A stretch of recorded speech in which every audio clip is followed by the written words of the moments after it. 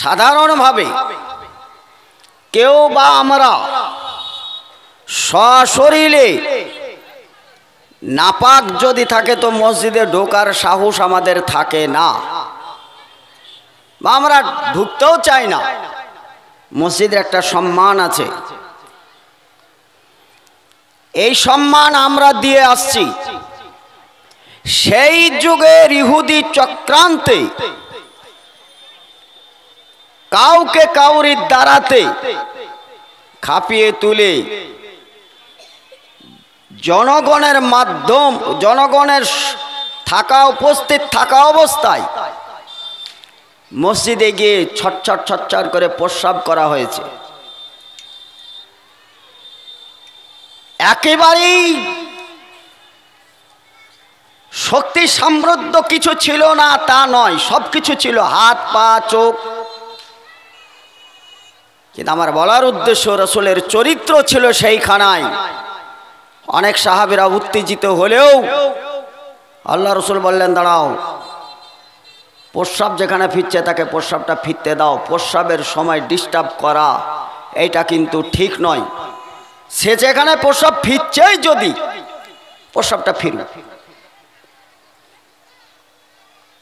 আপনার এই কথাটা শুনে এখন যদি যেই মসজিদের জালসা, সেই মসজিদে কেউ যদি প্রস্রাব ফিরতে আসে তাহলে মনে হয় আপনি এত খাপা খেপে যাবে।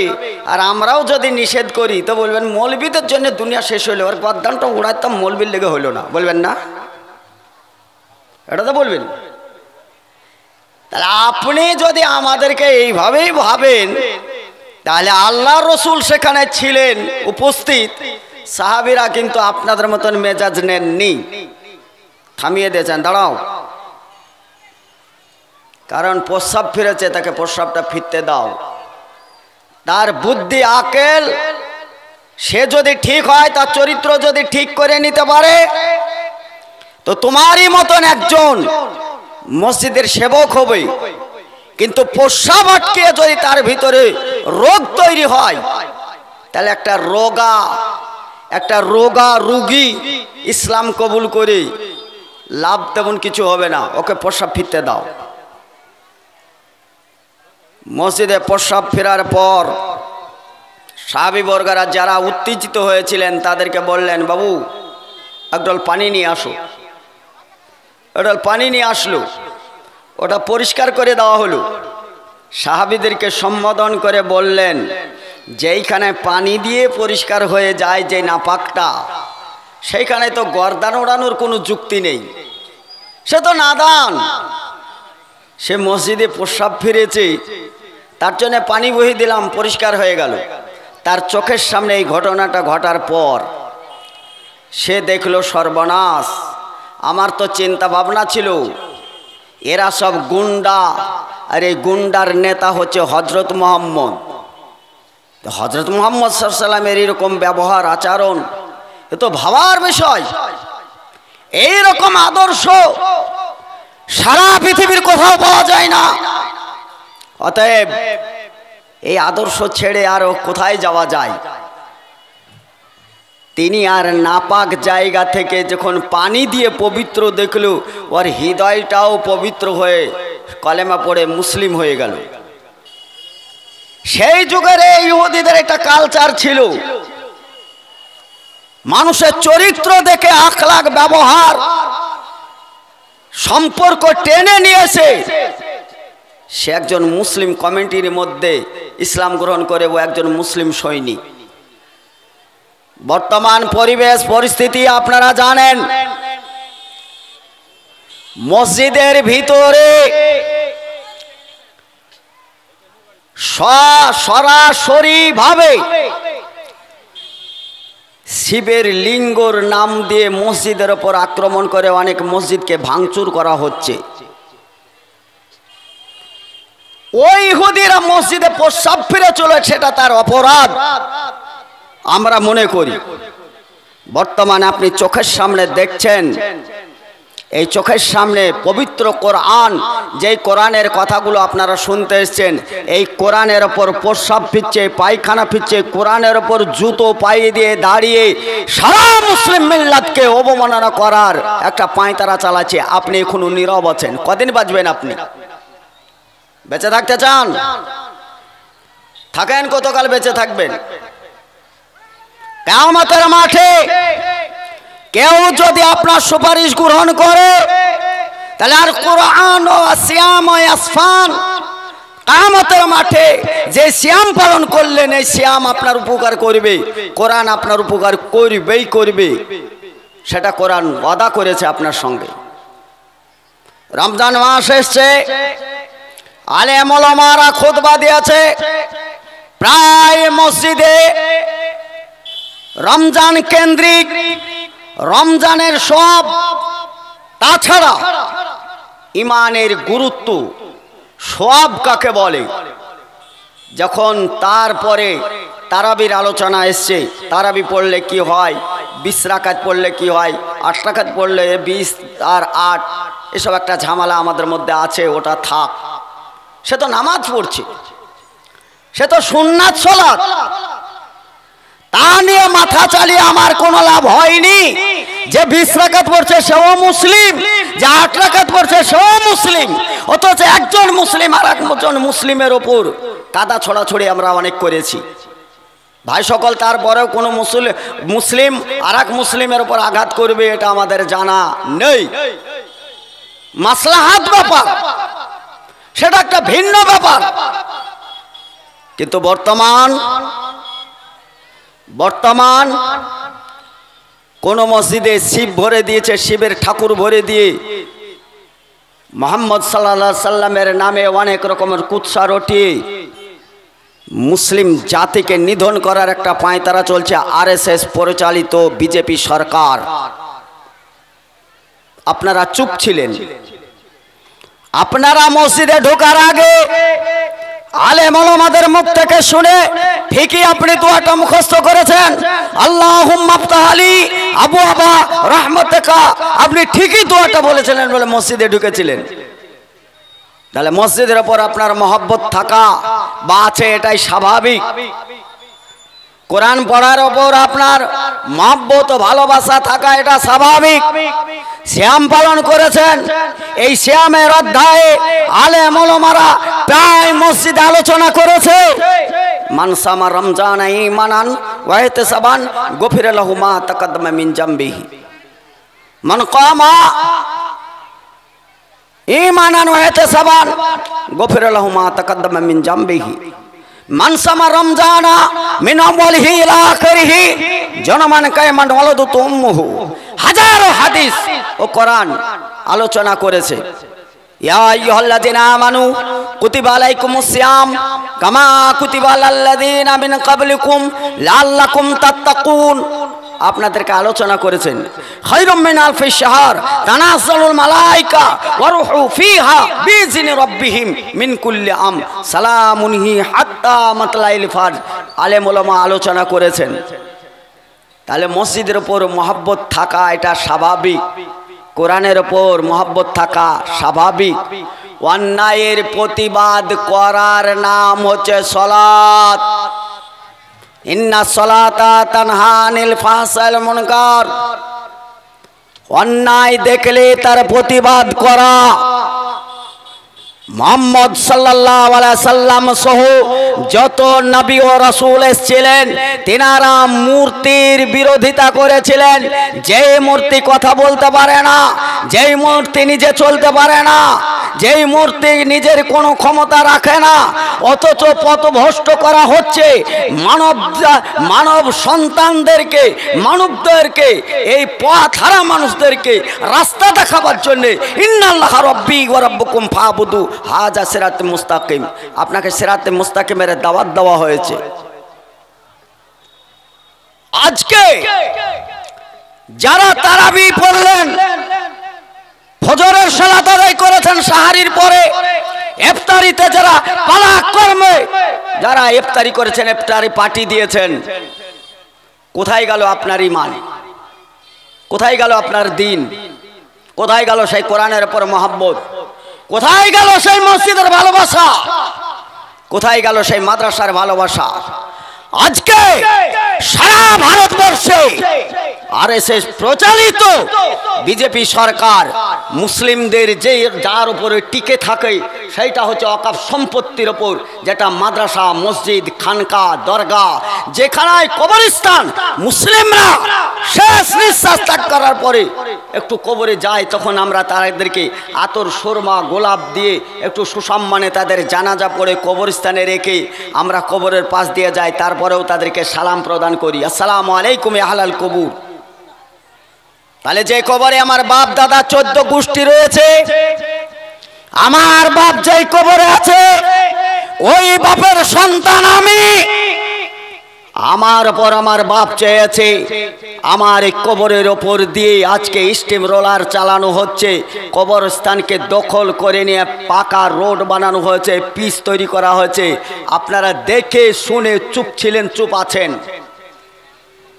মসজিদ আপনারা তো মহব্বত, মসজিদে ঢোকার সময় আপনি বলেছিলেন আল্লাহুম্মা আফতাহ লি আবওয়াবা রাহমাতিকা, আল্লাহ তো ঠিকই রহমতের ভান্ডার নিয়ে বসে আছে, আপনি কোথায় গেছেন? বিশেষ বিজ্ঞপ্তি, রমজানের পর থেকে নিয়ে মুসলিম জনসংখ্যা যারা ইফতারি ও সাহারিতে যারা উপস্থিত ছিল তারা আজকে হারিয়ে গেছে। যদি আপনাদের নখদর্পণে সেই সমস্ত মুসল্লিকে খুঁজে পান তাহলে আমাদের মসজিদের ঠিকানায় তাদেরকে একটু পাঠিয়ে দিন। হারানো বিজ্ঞপ্তি দিচ্ছি, যারা ঈদের ময়দান থেকে হারিয়ে গেছে, ঈদের সালাত আদায় করে মুসলিম জনগোষ্ঠী যারা ইফতারি করেছে, যারা সাহারিতে ছিল, যারা বড় বড় পার্টিতে ছিল, যারা কোরআন তেলাওয়াত করেছিল, তারা ঈদের ময়দান থেকে অনেক মুসলিম হারিয়ে গেছে। যদি আপনারা পেয়ে থাকেন তাহলে মুরগি ওড়া মসজিদের ঠিকানায় তাদেরকে পাঠিয়ে দিয়েন, কমসে কম মুসল্লিগুলো হারিয়ে গেছে, এদেরকে খুঁজে পেলে একটা ঠিকানায় পাঠাই, কারণ এরা হারিয়ে গেল। কালকে জুতোর ওপর জুতো পায়ে দিয়ে টিকতে পারছিলাম না মসজিদে, যারা ইমাম তাদের জুতো আগে হারিয়ে যায়, আর আজকে জুতোই হারায়নি, সে মুসল্লিরা হারিয়ে গেছে। কি ইমান? এই নামাজে আপনাকে পার করবে আপনি ভেবে আছেন? ওই সিয়ামে আপনাকে পার করবে আপনি ভেবে আছেন? আপনার জন্য আপনার বিরুদ্ধে মসজিদ সাক্ষী হয়ে দাঁড়াবে, আপনার বিরুদ্ধে কেস করবে, সে হচ্ছে মসজিদ। আজকে আমি বলছি, খারাপ লাগছে, কিয়ামতের মাঠে মসজিদটা দাঁড়িয়ে আপনার বিরুদ্ধে সাক্ষী খাড়া করে আপনার বিরুদ্ধে কেস ঠুকবে। বলেন আপনার উকিল হাকিম কত তৈরি করা আছে পার করার জন্যে, যাবেন আপনি। এই সুযোগটা হাতাইছে। আপনি কেমন মুসলিম সেটা বোঝা গেছে। আমি বলার পরে আপনাকে খারাপ লাগবে, এটাই বাস্তব। তারপরেও বলছি, আপনি যে দাড়িগুলো রেখেছেন আমার মনে হয় লাপিতের অভাব ছিল, আর না তো বিলেট কেনার পয়সা ছিল না, তাই দাড়িগুলো রেখেছেন। যদি দাড়ি রাখার পয়সা থাকতো, লাপিত যদি কাছে থাকতো, মনে হয় দাড়িগুলো চাচতেন। হাতে মনে হয় সময় ছিল না, তাই দাড়িগুলো রেখেছেন। হাতে সময় ছিল না, তাই লাপিতের কাছে যেতে পারেননি। পকেটে পয়সা ছিল না, তাই দাড়িগুলো মনে হয় এখনো মুখে আছে। না তো মতো আপনার মতন দাড়িওয়ালা লোক এখনো ফক ফক ফক ফক করে সিগারেট টানেন। দাড়ি যদি সুন্নাত হতো তো সিগারেট খাওয়া ফরজ ভাবলেন কি করে? আপনার ইমানে তো ধুমো লাগালছেন। যদি এই দাড়িটা কাজের হতো তাহলে বাবরি মসজিদ ভেঙে টুকরো টুকরো করে একই ফিল্টার উপর মন্দির তৈরি হলো, আপনি একটা কথা খরচ করলেন না, কেন করলেন না বলেন? মুসলিম ঘরে আপনি জন্ম নেওয়ার সঙ্গে সঙ্গে আলেম ওলামারা হতো ভাড়াছে আপনাকে সহি হাদিসের মানদণ্ডে বলেছে ওর কানে আজান দাও। যে জগৎটা এসছে এটা আল্লাহর জগৎ, যেই জগতে ছিল ওটা আলামে আরওয়াহ রুহের জগৎ, ওটা আল্লাহর জগৎ ছিল। এখানে এসছে একটাও আল্লাহর জগৎ। এখানে আল্লাহর আইন ছাড়া অন্য কাউরির আইন মানা চলবে না। তার কানে ভরে দাও, কানে আজান দাও, তার কানের ফুটো দিয়ে যেন ঢুকে, যেটা আল্লাহর জমিনে তোমাকে আল্লাহরই আবাদ করতে হবে, অন্য কাউরির কাছে মাথা নত করা যাবে না। তোমার মাথা কোথায় গেছে বলো? তুমি তো তোমার মূল্যবান ভোটটা দিয়ে এমএলএ তৈরি করেছো, এমপি তৈরি করেছো, সোনার তার দিয়ে তাদের মুখটাকে সেলাই করা আছে। দিদি আগামীতে টিকিট দিবে না বলে এই সমস্ত বাঁদরের বাচ্চারা একটাও মুখ খুলেনি। কেন? এটা আমার বাপের পৈতৃক সম্পত্তি। ওয়াকফের নাম দিয়ে এই বিল প্রত্যাহার না করা পর্যন্ত শরীরে 1 ইঞ্চি রক্ত থাকতে এই মসজিদে ওয়াকফ সম্পত্তি এক টুকরো বিজেপি সরকারকে ছাড়ছি না, ছাড়বো না, ছাড়বো না, ছাড়বো না। বিন্দু রক্ত থাকতে তোমার রক্তেই ঠান্ডা হয়ে আছে। কারণ তুমি একটু আগে দিদি লক্ষ্মীর ভান্ডার গো, তা আল্লাহর ভান্ডারটা কোথায় গেল? আল্লাহর ভান্ডার তোমার ক্ষমতা ছিল না, দুধ পান করবে ওই ক্ষমতা তোমার, দাঁতও তো ছিল না। এখন তো দাঁত ঝাড়ছো খুব, তোমার দাঁত তো ছিল না। বাচ্চা হওয়ার 8 ঘন্টা আগে বালতি আর তেল দিয়ে যদি গরুর দুধ দোহাতে যাবো মনে করেন, দুধ পাওয়া যাবে? কথা বলেন।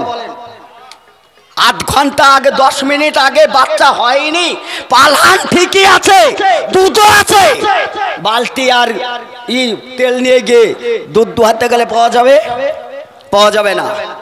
কারণ দুধ দেওয়া এটা হচ্ছে আল্লাহর নিয়ামত, ওটা বাচ্চার হক। বাচ্চা হওয়ার পরে পরে স্তনের দুধ চলে আসে, বাচ্চার আহ্বান আছে যে আমি অপারুক, আমি দুর্বল, আমি আর ক্ষমতা নেই, আমি পারবো না, আমার রুচি কোথায় আছে, আমি হেঁটে তল্লাশি করতে পারবো না, আমি তো আর পিপলিকা না গুড়ি গুড়ি পায়ে যে রুচির তল্লাশি করবো, আমি মানুষ, আমি এতই দুর্বল, এত দুর্বল, আমার কিছু করার নাই। তবে একটা আওয়াজ আছে, সেই আওয়াজ দিয়ে যতদূর সম্ভব এই ট্যাঁ ট্যাঁ করে কান্না করা ছাড়া অন্য আওয়াজ থাকে না। ওই আওয়াজটুকুই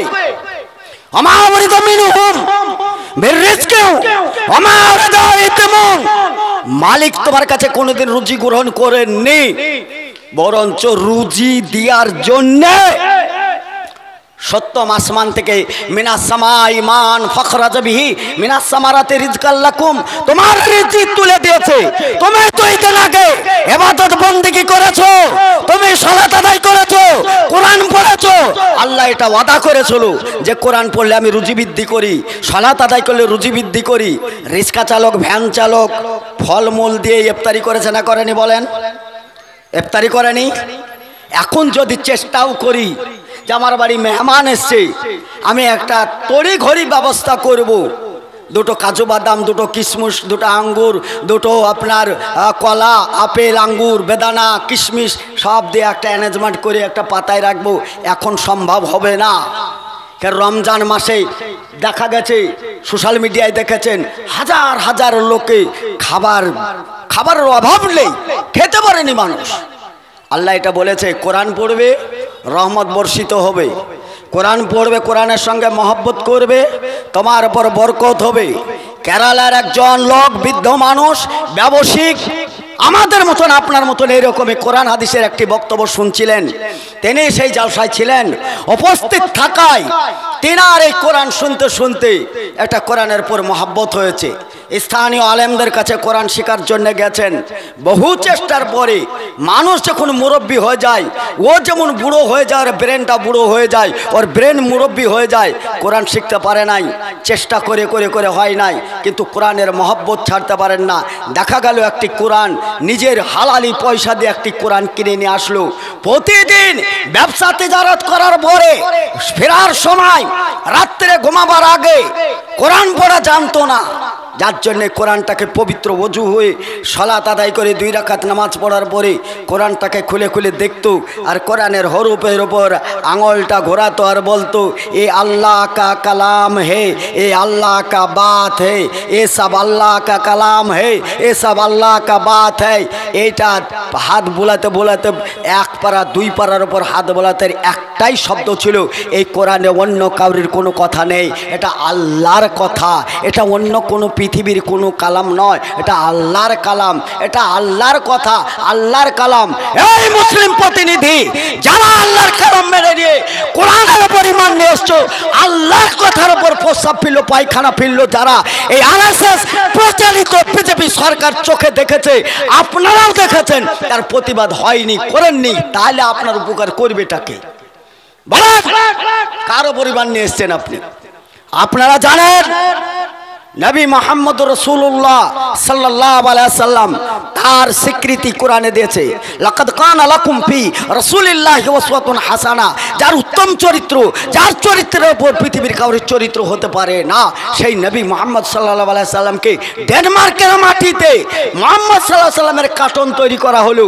ওই কার্টনের ওপর মুহাম্মদ একজন এই শহরের কালো কুত্তা লিখলো, আপনি কোথায় ছিলেন, কেন আপনি নীরব পালন করলেন?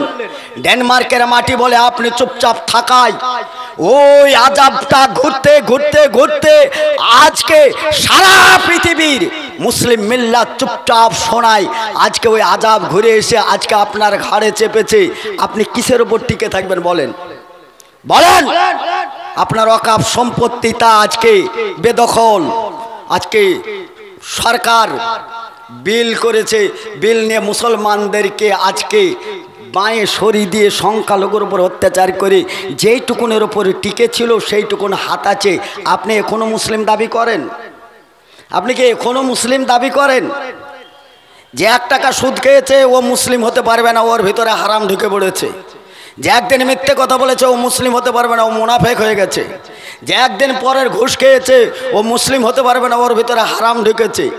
যে জুয়া খেলতে লটারি খেলেছে, যে জুয়া খেলেছে ওর মধ্যে মুসলিম হারিয়ে গেছে, ঈমান চলে গেছে, ও মুসলিম হতে পারবে না। যে মিথ্যে কথা বলে ব্যবসা করেছে ও মুসলিম ওর মধ্যে নেই, মুসলিমটা হারিয়ে গেছে। মুসলিম তাকে বলে ওমান আহসানু কাওলান মিম্মান দা ইলাল্লাহ ওয়া আমালা সালিহান ওয়া ক্বালা ইন্নানি মিনাল মুসলিমিন। মুসলিমের একটা সংজ্ঞা আছে, মুসলিম কাকে বলে তার একটা সংজ্ঞা আছে। মুসলিম কাকে বলে? মসজিদে ঢুকলে আমরা পবিত্র হয়েছি, পবিত্র হয়ে ক্ষান্ত হয়নি। মসজিদে ঢোকার আগে আমরা ওযু করেছি, ওযু করে ক্ষান্ত হয়নি, সঙ্গে সঙ্গে ওযু করার পরে বলেছি আশহাদু আল্লা ইলাহা ইল্লাল্লাহু ওয়াহদাহু লা শারীকা লাহু ওয়া আশহাদু আন্না মুহাম্মাদান আবদুহু ওয়া রাসূলুহু। আপনি মসজিদে ঢোকার আগে, সালাতের আগে আপনি কলেমা পড়েছিলেন, মান ক্বালা লা ইলাহা ইল্লাল্লাহ ওয়া আখরাহু দাখালাল জান্নাতা। আপনি দোয়া করেন রব্বানা আতিনা ফিদ দুনিয়া হাসানা ওয়া ফিল আখিরাতি হাসানা ওয়া কিনা আযাবান নার। দুনিয়াতে যদি আপনি সুস্থতা পান, দুনিয়াতে যদি আপনি সুস্থি থাকেন, দুনিয়াতে যদি ভালো থাকেন, দুনিয়াতে যদি আরামে থাকেন, দুনিয়াতে যদি মুমিন হয়ে থাকেন, দুনিয়াতে যদি বরকত পান, আখিরাতে জান্নাত পাবেন। এটাই ঠিক। জান্নাতে আপনার দুনিয়াতে যেমন কোরআন পড়লে, দুনিয়াতে সালাত আদায় করলে, দুনিয়াতে সিয়াম পালন করলে, লাইলাতুল কাদারে জাগলে আল্লাহ যেমন দুনিয়াতে রুজি বৃদ্ধি করে, জান্নাতে আল্লাহ রব্বুল আলামিন তাদেরকে প্রদান করার জন্যে ইন্নালিল মুত্তাকিনা মাফাজান হাদাইকা ওয়া আনাবা ওয়া কাওয়াইবা আতরাবা ওয়া কাসান দেহাকা লা ইয়াসমাউনা ফিহা লাগওয়া ওয়ালা কিদাবা জাযাম মির রাব্বিকা ওয়া তাআনি হিসাবা রাব্বিস সামাওয়াতি ওয়াল আরদ ওয়া মা বাইনাহুমা রহমান লা ইয়ামলিকুনা মিনহু খিতাবা ইয়াওমা ইয়াকুমুর রূহ ওয়াল মালায়েকা সাফফান লা ইয়াতাকাল্লাম ইল্লা মান আযিনা লাহু রহমান ওয়া ক্বালা সাওয়াবা। কথা খুব জানেন, পেঁচিয়ে পুচিয়ে এখন খুব চালাকি করে চলছেন। কিয়ামতের মাঠে মুখে তালা পড়ে যাবে, কাউরির কোনো কথা বলার শক্তি থাকবে না। ইল্লা মান আযিনা লাহু রহমান, যাকে ডেকে কথা বলার অনুমতি দেওয়া হবে সেই ছাড়া কথা বলার স্পর্ধা কেউ রাখবে না। ওই দিন কথা বলার জন্য দুনিয়াতে আপনাকে পরীক্ষা দিতে হবে। বিনা পরীক্ষায় আপনার এলাকায় যেমন কোনো মাস্টার হয়নি, বিনা পরীক্ষাতে কেউ যেমন ডাক্তার হতে পারেনি, বিনা পরীক্ষা দেওয়া ছাড়া পুলিশ হতে পারেনি, বিনা পরীক্ষা ছাড়া কেউ LLB করতে পারেনি, বিনা পরীক্ষা ছাড়া কেউ প্রফেসর হতে পারেনি, বিনা পরীক্ষা ছাড়া কেউ অফিসার হতে পারেনি। বিনা পরীক্ষায় আপনি জান্নাতি হতে পারবেন না, পারবেন না, পারবেন না, এটাই বাস্তব। এখন পরীক্ষার সময় চলে এসেছে, এখন পরীক্ষার সময় চলে এসেছে এটাই যে আমি আমার ঈমান রক্ষা করা এটা আমার দায়িত্ব। মসজিদের উপর ঈমান আছে, এটা আমার মসজিদ রক্ষা করা আমার দায়িত্ব। মাদ্রাসা রক্ষা করা আমার দায়িত্ব। ওয়াকফ সম্পত্তি আমার বাপ দাদা 14 গোষ্ঠী মিলে যারা ওয়াকফ করে গেছে তাদের উত্তরসূরি হিসাবে সেই জমি উদ্ধার করা আমাদের দায়িত্ব। তাতে যত রক্ত লাগে লাগবে, যত জান লাগে লাগবে, যত জীবন দিতে হয় দিতে হবে। ওই বিজেপি সরকার কান খুলে শুনে রাখো, যত রক্ত লাগে লাগবে, বিন্দু মাত্রে ওয়াকফ সম্পত্তি হাতছাড়া করব না, ইনশাআল্লাহ করব না। ভাই সকল, আপনি মনে করছেন, আপনি বা আপনারা মনে করছেন মৌলভী সাহেবের মা একে তো খুব পায়তারা করছে, আসল জায়গায় মনে হয় নেই।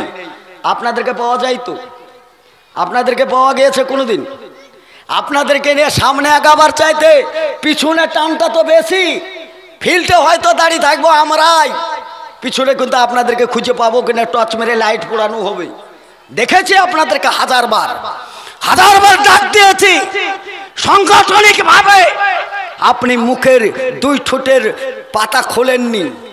অন্য স্কুল কলেজের সামনে দাঁড়িয়ে আই লাভ ইউ করতে তোমার ভালো লাগে, আর এখানে আপনার ইনকিলাব উঠতে পারে না, তার মানে জানতে হবে আপনার ঈমান নেই, আপনি দুর্বল জায়গায় বাস করছেন। ঈমান নেই, এটাই বাস্তব।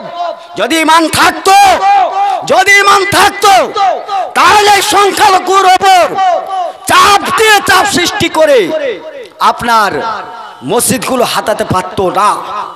এর আগে আমার বক্তব্য শুনেছেন, জ্ঞানপাপী মসজিদ ও আদিনা মসজিদ নিয়ে বিতর্কিত ভাবে একটি বক্তব্য রেখেছিলাম। গোটা সোশ্যাল মিডিয়া তোলপাড় হয়েছে, তাতে আমার উপর অনেক আক্রমণ শুরু হয়েছে। আমি পিছপা হই নাই, কারণ আমি বিগত দিনে বেঁচে থেকে এই পর্যন্ত পৌঁছেছি। এই মাওলানা সাহেব যিনি এখানে উপস্থিত, সভাপতির আসনে যিনি বসে আছেন, ইনি হচ্ছেন আমার উস্তাদ। আজ থেকে 25 বছর আগে বা তারও আগে, মনে হয় প্রায় 30 বছর আগে, ইনার কাছে আমি ছাত্র হিসাবে আমি কায়দা আমপারা লেখাপড়া করেছি। আজকে একই জায়গায় খেতে গিয়ে মাওলানার চেহারা দেখে আমি চিনতে পারি নাই। উনি আমার কথা শুনে বলছে, আগো তুমি সোহেল? কণ্ঠটা আমার মনে হয়েছে মাওলানার ওই হাসিটা আমার ফটো হয়ে আছে, ওনার ওই হাসিটা দেখে আমি ধরতে পেরেছি মাওলানা আপনি সেই লোক। আজকে কত সৌভাগ্য ওনার উপস্থিতিতে একই ফিল্ডে আমি ওনার সভাপতিতে বক্তব্য রাখছি। উনি আমাকে ভালো করে জানেন ও চিনেন। আমার বলার উদ্দেশ্য, ছোট থেকে যে প্রতিবাদী হবে না, ও বড় হয়ে হব ও চিন্তা ভাবনা বাদ দেন। ছোট থেকে যার প্রতিবাদী মন থাকবে ওই লোকটাই থাকবে। কয় আমি তো এত প্রতিবাদ করার পরে কয় আমি তো মরে যাইনি, কয় আমার তো জেল হাজত হয়নি, কেউ তো আমাকে গুলি করেনি, সোশ্যাল মিডিয়ায় তো আমার চেহারাটা যাচ্ছে, গোটা ভারত নয় গোটা পৃথিবীর লোক আমাকে দেখছে। তাতে RSSরা যুক্ত আছে, বিজেপি যুক্ত আছে, প্রশাসনিক যুক্ত আছে। তুমি আমাকে গ্রেফতার করো, কোনো আপত্তি আমার নেই, আমাকে গুলি করো, আমার কোনো আপত্তি নেই। কিন্তু আমার ন্যায্য মূল্য, যেটা আমার বাপদাদার সম্পত্তি রক্ষা করার আমার দায়িত্ব, আমি অন্যায্য কথা বলছি কি সেটা আগে আপনাকে প্রমাণ করতে হবে। আমি দেশের সাংবিধানিক মেনে দেশের আইনকে সম্মান করে আমি আমার সম্পদকে রক্ষা করার দায়িত্ব আমার উপর আছে। তাতে যে কোনো মূল্যে আমি আমার সম্পদ রক্ষা করতে পারি। আমার নবী বলেছেন, তোমার সম্পদ রক্ষা করতে গিয়ে বুকের তাজা রক্ত যদি ঢেলে দেওয়া হয় তবুও রক্ষা করবে। বেঁচে থাকলে পৃথিবীতে তুমি গাজীর সম্মান পাবে, যদি তোমাকে কেউ গুলি করে মেরে দেয়, বুলডোজারের গুলি দিয়ে মেরে দেয়, তাহলে তুমি শহীদের মর্যাদা পাবে। এত বড় স্পর্ধা বিজেপি সরকারের কি করে হচ্ছে? RSS প্রচালিত এই বিজেপি সরকার, তুমি জানো না আমরা হিন্দু মুসলিম ভাই ভাই, আমরাই ঐক্যের ডাক দিয়েছি। আমরা হিন্দু মুসলিম ভাই ভাই, আমরা ঐক্যবদ্ধ হয়ে থাকতে চাই। হিন্দু का पहला हरूफ है, मुसलमान का पहला हरूफ मीम है और मीम मिलकर के हाम है तो हिंदुस्तान है। আমরা হিন্দুস্তানটা হিন্দু মুসলিম মিলে গড়েছি। একদম আমাদের মায়া মমতা আছে। তুমি কি করেছো দেশে? তোমার তো আমি দেখি নাই। আজকে বিজেপি সরকার আসার পরে থেকে না একটা হাসপাতাল দেখেছি, না একটা কলেজ দেখেছি, না একটা ইউনিভার্সিটি দেখেছি, বরঞ্চ যেগুলো আছে সেগুলো বন্ধ হচ্ছে। আমাদের ঐতিহাসিক বাবরি মসজিদ ভাঙা হয়েছে। বাবরি মসজিদের জায়গা জবরদখল করে ওই মসজিদের ওপর, ওই ফিল্ডের ওপরে মন্দির তৈরি করা হয়েছে। আমরা যদি সেই দিন সোচ্চার হতাম, সেই দিন যদি আমাদের প্রতিবাদী মন থাকতো, আমরা যদি আওয়াজ তুলতাম, তাহলে আজকের দিন আমাদেরকে এইটা দেখতে হতো না। তো আপনার জানা মতে, আপনাদের জানা মতে বা আমার জানা মতে এই জালসাটা হচ্ছে মসজিদের জন্যে। এটা মসজিদ করবেন আপনারা। অনেকে টাকা দিয়েছেন, পয়সা দিয়েছেন, আবারও দিবেন। টাকা পয়সা ধন দৌলত দিয়ে মসজিদটা তৈরি করছেন। সরকার এসে হুট করে এই মসজিদটা দখল করে নিল। আপনারা দিতে ইচ্ছুক? দিতে রাজি আছেন আপনারা? কথা বলেন। এই কথা যত চুপ থাকবেন তত আপনার বিজেপি ঘাড়ে চেপে বসেছে। কমসে কম একটু আওয়াজ তুলতে হবে। মসজিদ তৈরি করেছি তোমার বাবার টাকায় নয়, তুমি চাইলে ছেড়ে দেবো তা নয়। এক বিন্দু রক্ত থাকতে মসজিদ ছাড়বো না ইনশাআল্লাহ। ভাই সকল, আপনার এই আওয়াজটা কাজে লাগবে। আপনি বলবেন মৌলভী সাহেব আমরা কোথায় যাব? আমরা তো রাস্তা পাচ্ছি না। রাস্তা নবী রাসূলরা দেখিয়ে গেছেন। নবী রাসূলরা বলে গেছেন আমাদের পরে আমাদের উত্তরসূরি হিসাবে এই সমস্ত আলেম ওলামারা থাকলো। বিশেষ করে যেনারা আলেম ওলামা মসজিদে থাকছেন, যারা সমাজ কন্ট্রোল করছেন, প্রত্যেকটা ইমামের কাছে আমার করে জোড়ে নিবেদন, প্রত্যেকটা আলেম যারা মসজিদে খুতবা দিবেন, আপনি ওই মসজিদে কথাটা তুলে ধরেন যে এই মসজিদ নয়, ভারতবর্ষের 42,000 মসজিদ সরকার তালিকাভুক্ত করে মুসলমানের কাছ থেকে হাতাতে চাইছে।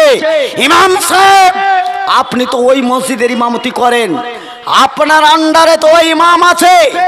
রাজনৈতিক সোসাইটিতে নেতা ও নেতৃত্ব যারা দিচ্ছে তারা মুখ খুলবে না, তার কারণ আছে।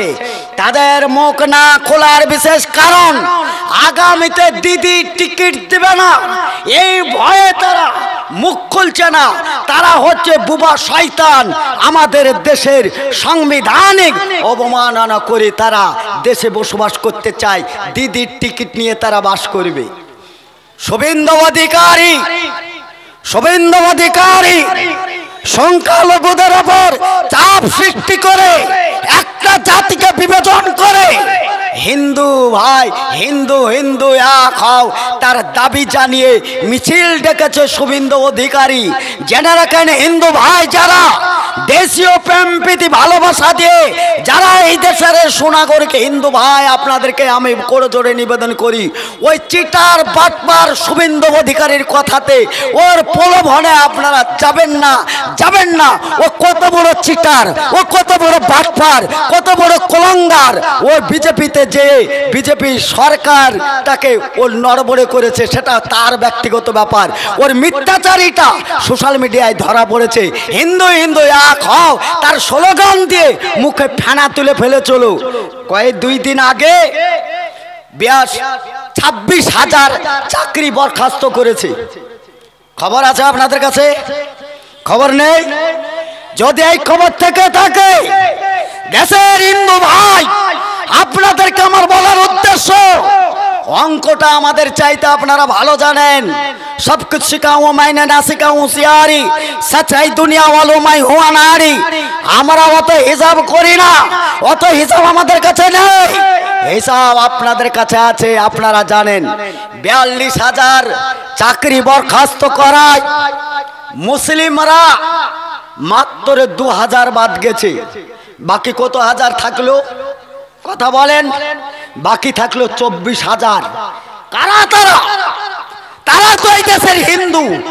বাছাই করে এই শুভেন্দু খই ভাজা কথা মুখে তুরুপের তাস দিয়ে হিন্দু এক হও, হিন্দু হিন্দু এক হও। 26,000 চাকরি বরখাস্ত করে বাতিল করে 24,000ই হিন্দু বাদ গেল। শুভেন্দুর কাছে দাবি জানান, ওই চাকরি ফেরতের জন্য শুভেন্দুকে দাবি জানান। ফলে আপনাদের এক করার নামে ও গুন্ডামি করছে, এক করার নামে ও মানুষকে উস্কিয়ে তুলছে, দেশের হিন্দু ভাইদেরকে উস্কিয়ে চলছে। রামনবমী গতকালকে ছিল, রামনবমী গতকাল আমরা দেখেছি শিলিগুড়িতে, আমাদের বহরমপুরে তাদেরকে দেখলাম হিন্দু ভাইয়েরা অস্ত্র সজ্জিত ভাবে রাস্তায় নেমে তারা উল্লাসিত করেছে। আমরা সম্প্রীতি বজায় রেখে এই দেশের সম্প্রীতি বজায় রাখতে চাই, আমরা সম্পর্ক রাখতে চাই। অনেক মুসলিম ভাই টুপি পাঞ্জাবি মাথায় দিয়ে তারা রাস্তায় নেবে। আমার এই অমুসলিম ভাই যারা রামনবমীতে যারা মিছিল গিয়ে অস্ত্র মিছিল গাইছিল তাদের